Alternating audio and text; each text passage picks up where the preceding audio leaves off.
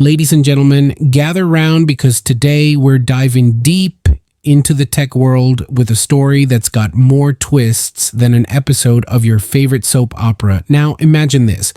Apple just released the iPhone 17 Pro Max. But guess what? They've decided to go back to aluminum frames instead of titanium because apparently saving the planet is now all about cutting costs. Sounds like something Mr. Beast would call out in one of his viral videos, doesn't it? But wait until you hear about the rest of the features. This is going to be wild. So let me break it down for you. The new iPhone 17 lineup isn't just another incremental update. It's packed full of changes that might make you scratch your head or reach for your wallet faster than you can say A19 Chip. Speaking of which, did you know that Apple has finally debuted their own Wi-Fi chip after years of relying on Broadcom?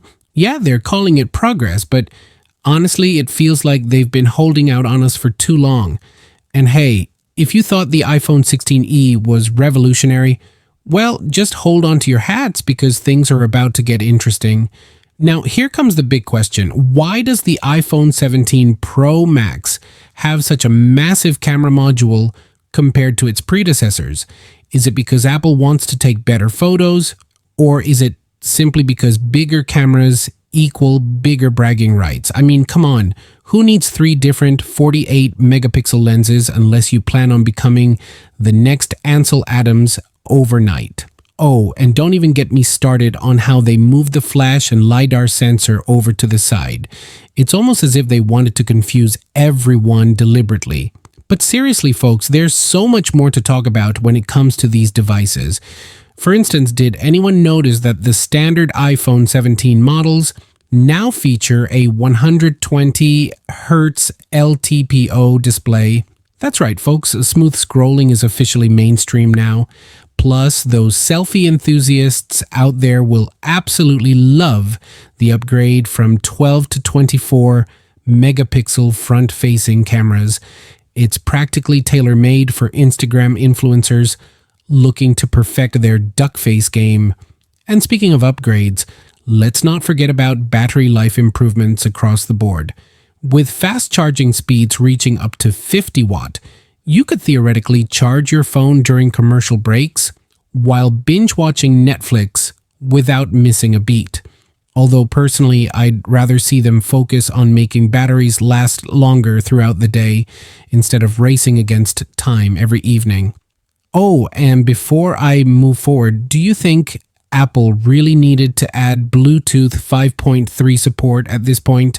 Or maybe they were just trying to pad their spec sheet with unnecessary details? Let me know in the comments below because I'm genuinely curious about your thoughts here. Alrighty then, moving swiftly along, let's touch upon the elephant in the room, the price tags attached to these babies. Starting at $850 for the base model and scaling all the way up to $1,250 for the top-tier Pro Max variant, these prices aren't exactly pocket change. So, ask yourself, is paying premium worth it for slightly improved hardware specs? Only you can answer that question truthfully. Before wrapping up though, allow me to throw in some food for thought regarding AI integration within iOS devices. As mentioned earlier, Apple Intelligence seems poised to play a significant role moving forward, thanks largely due to advancements made possible by powerful processors coupled with increased RAM capacity. However, only time will tell whether Siri becomes smarter anytime soon, or remains stuck repeating herself ad nauseum whenever asked simple questions. In conclusion, the iPhone 17 series represents yet another step forward in mobile technology evolution, but perhaps not quite enough reason alone to justify upgrading immediately unless you absolutely must have the latest gadgetry available today.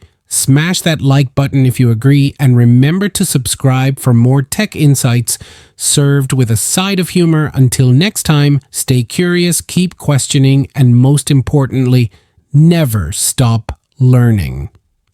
If you found this analysis helpful, drop a comment sharing your predictions for future iPhones. Who knows? Maybe together we can predict the next big thing before Tim Cook himself reveals it. Peace out.